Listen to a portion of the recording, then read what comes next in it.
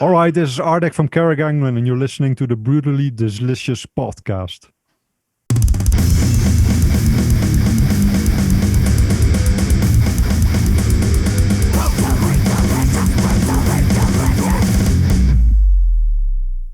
I'm jealous of all you people with hair.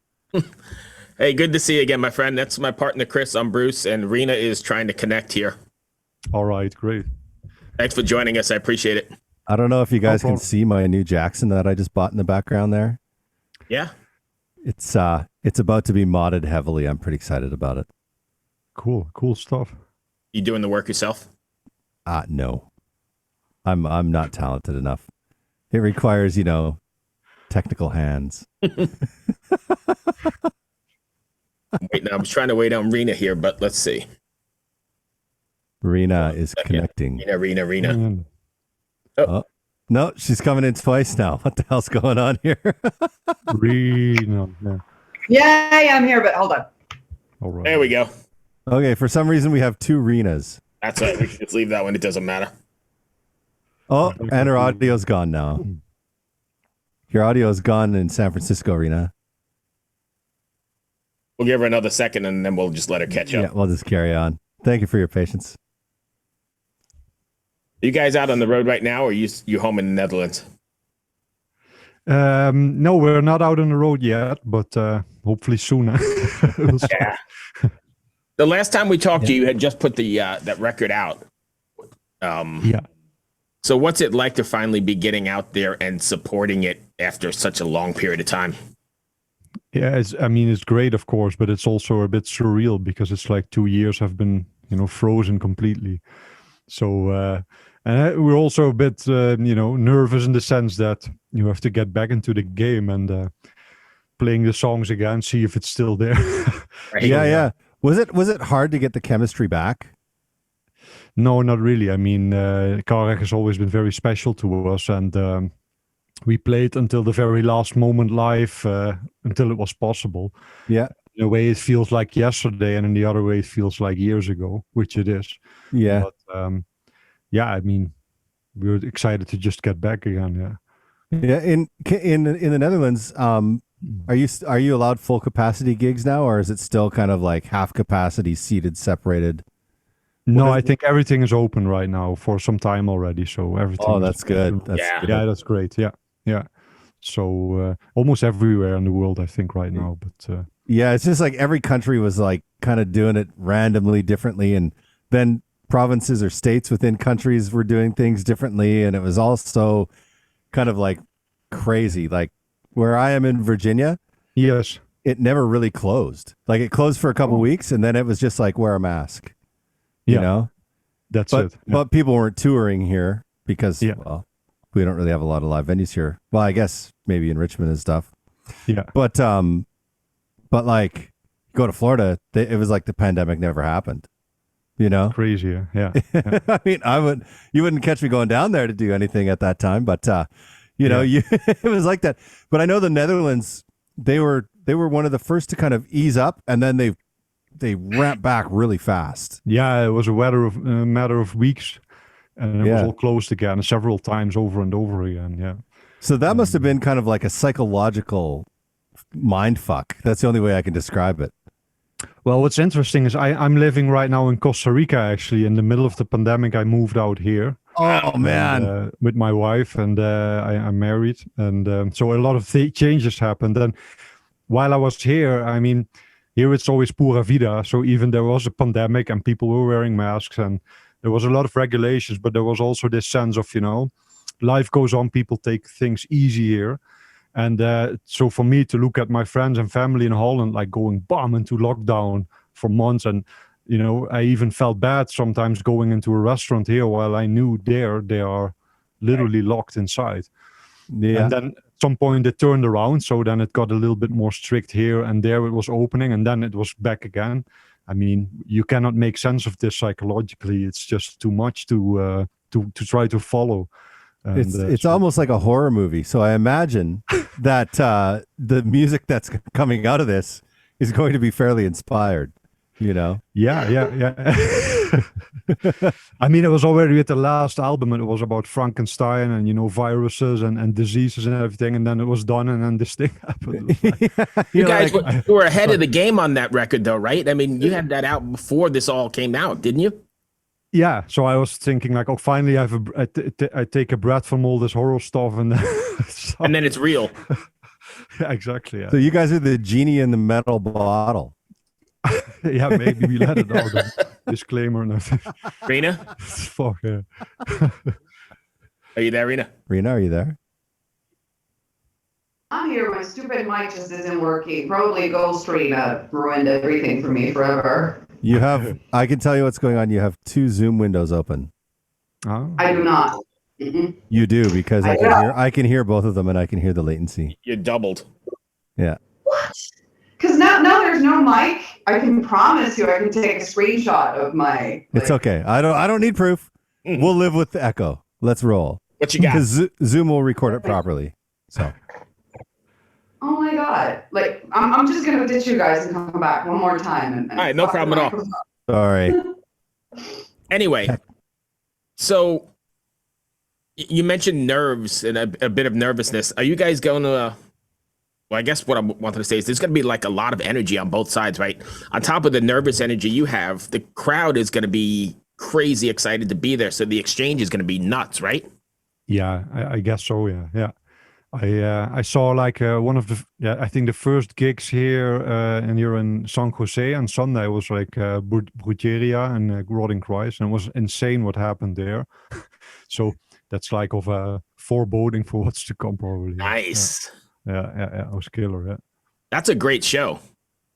Yeah, it was really great, and to see friends again, and it was really cool. I'm going to tell you a quick little story. When we first started this podcast, we're good friends with Henry from Bulgaria, and he answered the podcast. It was the first time we had started doing video.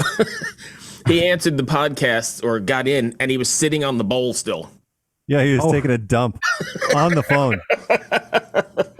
That's an original entrance, right? I mean, why not? Yeah, he's like, hey, hang on 5 minutes. We're like, why didn't you just message us this? He's like, no, and he just set the phone down on the countertop while he did up everything and finished his business.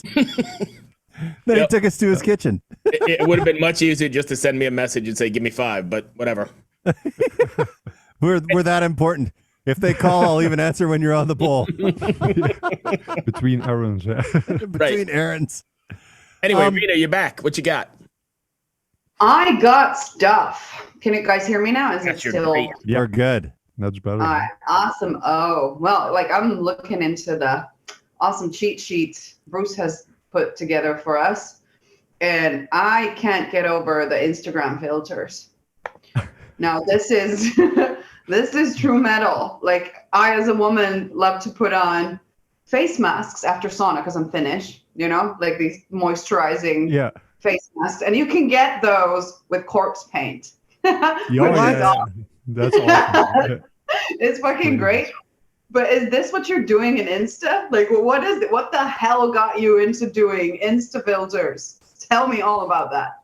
Well, we were talking, we were always working close with the record labels, great people there like Jessica Katie, and, and they came up at some point with this idea, if I remember correctly. And we were like, that's crazy. And they had a guy developing it, and it worked really well. I think even when you open the mouth far enough, you have a scream from Saragor. We recorded it for it. So it's kind of cool. Yeah. So, like, what goes into that? Or were you involved in that in any way? Or was it the label that pulled that off? No, we were actually at that point working also on artwork. So we had Heileman, who made the artwork, make, like plain pictures from all sides. And then we send it over to the programmer, and he made this mock-up 3D. And I think a lot of technical details go into it because it has to move on your face. And I mean, I don't know exactly how it works, but there was, some back and forth in it. So we were involved in that for sure. Yeah. That's so fucking original. Like, it's like, we're metal. Here's your Instagram filter. But it actually comes from a metal band. Like, normally, like, if like there's a metal filter that you see, it's like they give you Kiss. You know what I mean? Which is fine, but it's not metal. It's No, you know, it's done by someone else. yeah. Yeah, so we threw away the corpse paint. It's going to be digital from now on. It's done. There you go. Like maybe like a Fifth Element type thing, where you just like put on your face, zoop, corpse Yeah, paint. imagine projections live. We cannot move anymore. We have to be like. You I can find be it- the hologram Michael Jacksons of your own life. I find it interesting that you guys have branded into other things, like Rena mentioned the Instagram, but also comic books. I think your brand is inherently leads itself to like the comic book sort of thing, right? Yeah, I mean, it's storytelling and it's really cool. And the fact that we got into the DC Comics stuff, that was really amazing. And it worked really well. And what is cool about it is it's still extreme metal. So it's like you see something more mainstream that a lot of other people like see. And then you can sort of put in your extreme metal thing. And it also, makes the greater audience meet this kind of music. And I think that's a really cool development. Yeah. How much input do you have into the comics themselves, besides lending your image and your name? Not that much. We were actually, this happened via the guy that mixed our album, Robert Carranza, and he was friends, and so they already had it done, and they wanted to use one of our tracks in the soundtrack. So that's how it actually happened. And but I think they really nailed it, how they pulled it off. Yeah, yeah, Nice. It's like a metal superhero band. yeah. So like I just watched your video, and I was expecting when you came on that you would look all sickly and deathly, and you show up and you look like you just got off the beach and you're comfortable and relaxed. And I was just like, Jesus Christ, man, how much more metal does this get?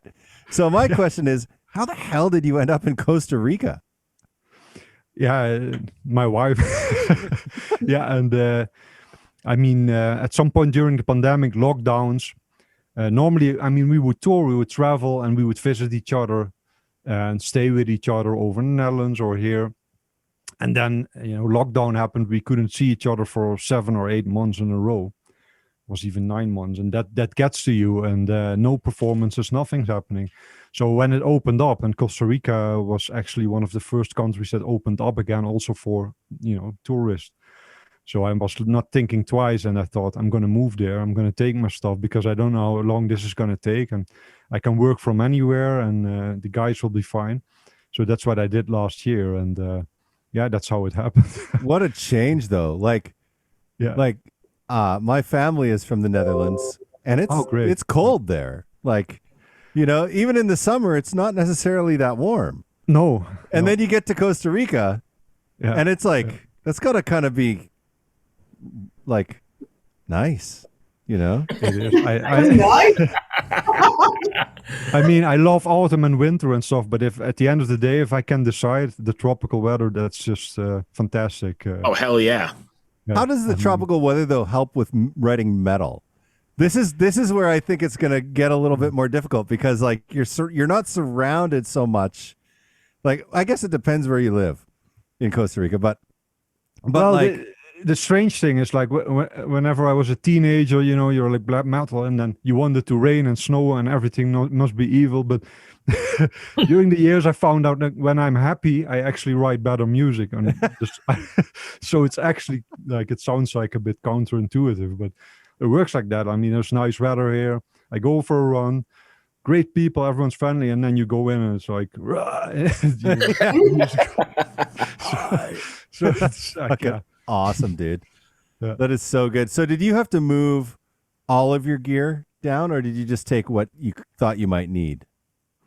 I moved actually a lot of stuff because, I have like my favorite speakers, and I'm a nerd with this kind of studio stuff I built over the years. So I sent it here. It was a bit of a hassle. It got stuck and some things broke, but yeah, it was all worth it. But you know how these things work. You said something that I have to follow up on. Here we What go. are your Oh my favorite God, I knew speakers? this was going to happen. Here we go.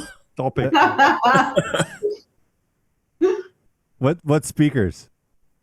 I love how timid that was. Like, fuck, those guys hate me, but which speakers? I have to know. I'm a geek that way. Yeah, Mhm.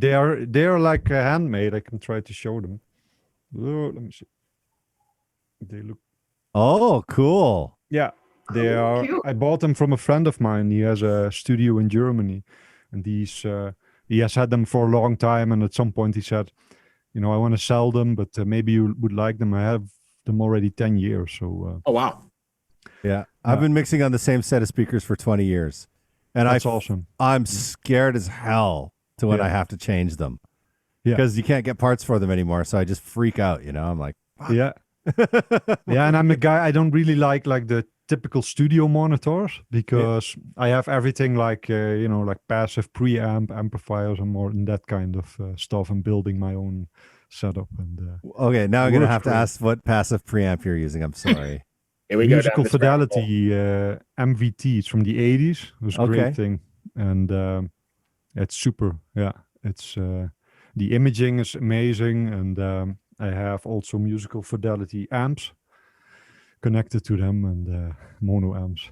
And, cool. Okay, I'll stop asking technical Rena, do you want to stop We're going any into further? the rabbit hole now. Yeah. No, you don't want me to go down a rabbit hole. Trust me. Me neither. My audio I room love looks that messy figure. right now, but like I am a geek audio engineer so much. So Cool. Yeah. He truly is, and we gotta let him roam free every once in a while, Then we gotta reel him We back. need that. We need that. We need to go into these things and lose our minds. Yeah, it's important.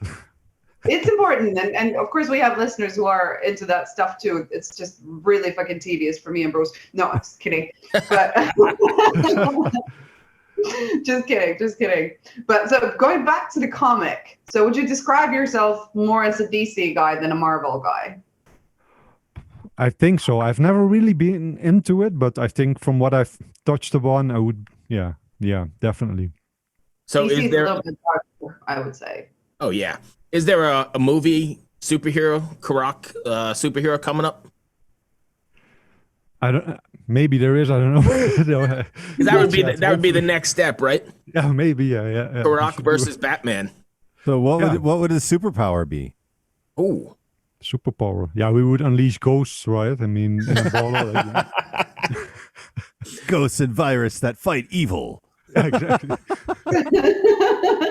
From their hammocks in the palm Ghost trees. was actually your fault, Maybe you made Ghost Rena appear in the beginning.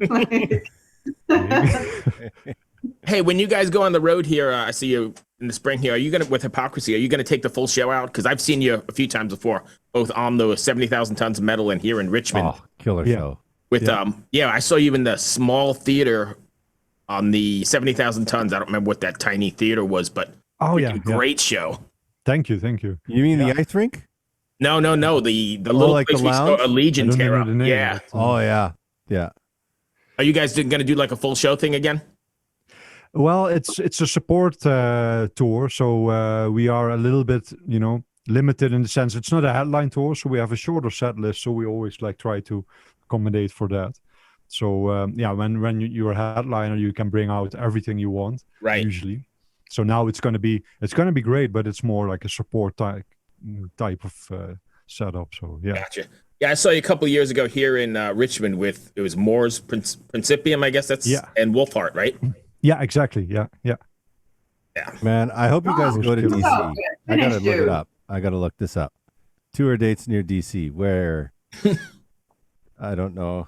Are you doing anything to get yourself back in sort of any shape to get on the road again? Because I imagine being home. I know you said you're running, but you doing anything for music-wise or training-wise? Well, honestly, I practice more than ever before. Usually I'm like, yeah, it's going to be great, and it's still in there. But now I already start weeks and weeks before, like almost every day, play a little bit of the set and go through some. I actually improved some keyboard settings here and there, and it was kind of cool. And also the new songs that we haven't performed before. So I've done. I hope I'm better prepared than before. So I think that's great, and the other guys as well. They're on top of it. So yeah. Were you able to take this downtime to write some new music and hone your songwriting? Yeah. I've done also a lot of other things, but there are some new Carach songs already, and not enough for an album yet. And there's still some ideas, but there's definitely some material. But we always like to take our time and make something really good out of it. And the last one was a lot of work. It was a whole story as usual. And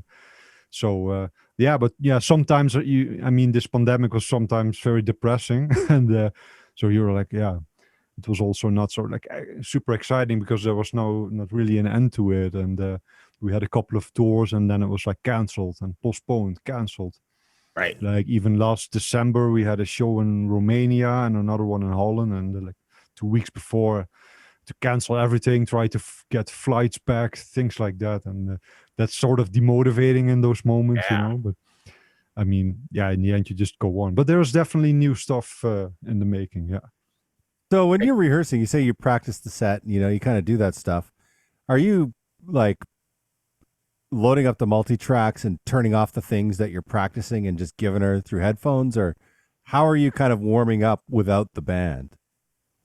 Yeah, I mean, especially with the keyboards and the orchestra thing, there's so many layers. I cannot play it all live. I used to do that in the beginning, but so like, I look for like too many keyboards.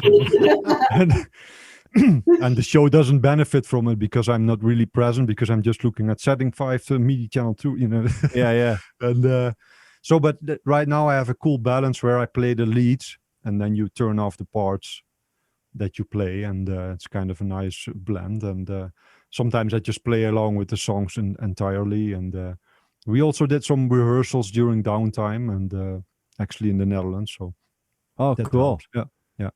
That's awesome. I see that you're playing the Red Room in Vancouver, BC, which is actually where I'm from. I live in Washington, D.C. now, but I used to live in Vancouver, BC. Oh, great. I see you're playing the Red Room, which is a really cool venue. It's awesome, yeah. And you'll when you go in there, you'll meet a guy named Mike Shaflick and tell him that I told him to say that he better not fuck it up. And he'll know exactly who it is. Just tell him Seegers told you not to fuck this up. Okay, and just give him a hard time. I know you guys will have your own sound guy, but he'll be there. He's like their in-house tech guy that will assist with everyone. All right, cool. Yeah, probably I'll remember him when I see him, but it's like a lot of names. It's a little ways away. It's like in May or something. So all right, yeah. I'll message him anyways. I'll say you better not fuck this up. He's a nice guy. Clemens is just gonna go there like some weird bald guy from a podcast told me to tell you fuck you or something like that. You know? That bald guy said to say hello. Jesus. Rena? That thing had a weird name, something about food and metal. We don't know. Yeah. Got anything else, Rena? No, just crap jokes. That's what I'm here for. You know?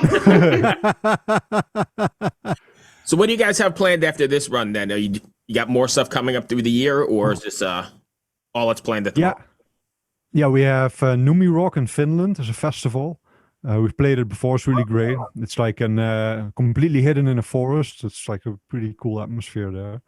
And then we have Mexico Metal Fest coming up in September, if I'm not wrong. Yeah. So a couple of cool things coming up, and things are shaping up slowly again. Yeah. Nice. Despite Rena's background in San Francisco, she's from Finland as well. That's where she is right now. Oh, great. Yeah. I'm freaking finished. So coming to Numerok, that's awesome. It's a terrible festival, but you know why? The time of it. Because it's in June. Yeah, it's light, right? Yeah. Cold and muddy and shitty, and you know that's like the challenge of it. If you go to Numerok, it's like going to Woodstock in '69. Something like that, yeah. And Midsommernacht, like it's doesn't get dark that night. I think last time. It stays light the whole time. What, Chris? It stays light the whole time. Yeah. Basically, yeah, it's around midsummer. I've actually never been. I'm just talking shit about the festival that I've never been. It's always the coolest to do, right? I mean, right. I know, right. But it's you know, it's common knowledge. It's common knowledge.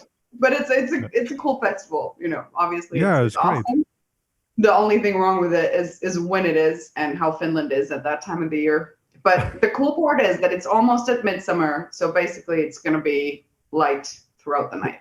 I remember like our guitar player, like he said like, oh, it's summer, it's warm, we're going to Finland, and he didn't bring anything else in his t-shirt. And then we came there and it was like freezing cold. And he was like, I forgot it, I have nothing. And he had to buy, I think like some other bands merch to try to get warm. I was just gonna say, why didn't they just wear your merch? Like, what? We only had what's wrong? T-shirts, so you could only get that far. But we told them before, like, I think you should take a jacket. No, it's it's so warm here, and then we landed. And it was freezing. He's like, oh fuck. You'll never forget that. Now even if he goes to Costa Rica, he's bringing a jacket. Probably, yeah. He's coming here like an Eskimo, and I have to talk him out. He'll do that. That is all I have. You guys have anything else? That's I perfect. Thank you Yeah. for joining us, Clemens. Thank you for having me. It was great. Yeah, I appreciate you taking the time. Hopefully we get to see. I don't know if I haven't looked at your routing yet to see if you're coming anywhere near Virginia, but Baltimore. Baltimore. Well, that's not too far. Maybe you'll make the drive up. Yeah. Cool. Yeah, great. Awesome. Great Good luck to with see you all. the good luck with the tour. Stay safe, and hopefully we'll see you soon. Thank you. Stay away from all that warm sun and cheap booze down there. It's dangerous, I hear. Hydration is key. Yeah. All right. Cheers, my friend. Later. Oh, yeah.